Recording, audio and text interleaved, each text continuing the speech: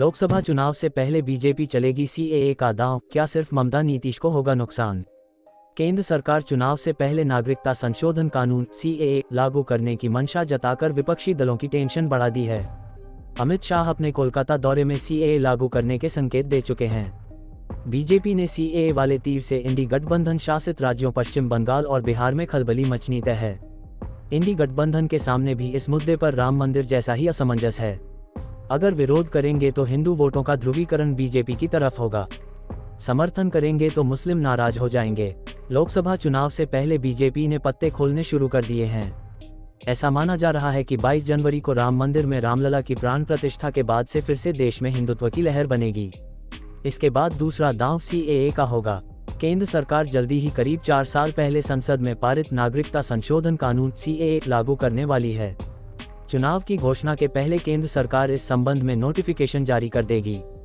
नागरिकता संशोधन कानून सीएए और एनआरसी के खिलाफ दिल्ली के शाहीन बाग में 100 दिन का लंबा आंदोलन चला था।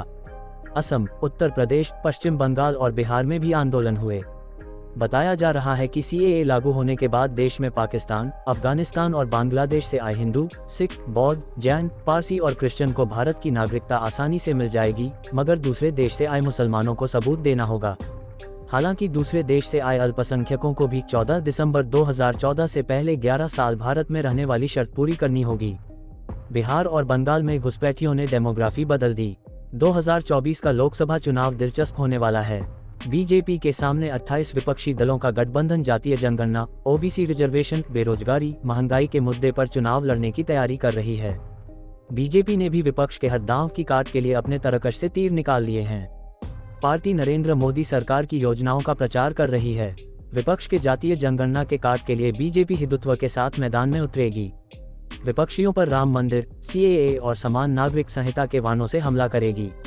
विपक्ष राम मंदिर निर्माण को सुप्रीम कोर्ट का फैसला बता रहा है, इसलिए काशी और मथुरा वाले शस्त्र भी बीजेपी ने सजा कर रखे हैं। वैसे तो सीएए लागू होने का असर पूरे देश में दिखेगा, मगर नागरिकता संशोधन कानून का मुद्दा असम, पश्चिम बंगाल और बिहार में गरमाने वाला है। इन राज्यों में मुसलमानों की आबादी अनुपात के हिसाब से ज्यादा है। इन राज्यों में पश्चिम बंगाल के आए मुसलमानों की तादाद ज्यादा है, जिसे बीजेपी दशकों से घुसपैठिया कहती रही है। इस कारण बिहार और बंगाल के कई जिलों का डेमोग्राफी बदल गई है। उत्तर प्रदेश में मुस्लिम आबादी 4 करोड़ आंकी गई है, मगर इस कानून से ज्यादातर अल्पसंख्यकों का लेना देना नहीं है। यूपी के ज्यादातर मुस्लिम देश के विभाजन के बाद से ही भारत में रह रहे हैं। अगर इसका विरोध शुरू होता है तो राम मंदिर के साथ सीएए भी बीजेपी को यूपी में फायदा पहुंचा सकता है।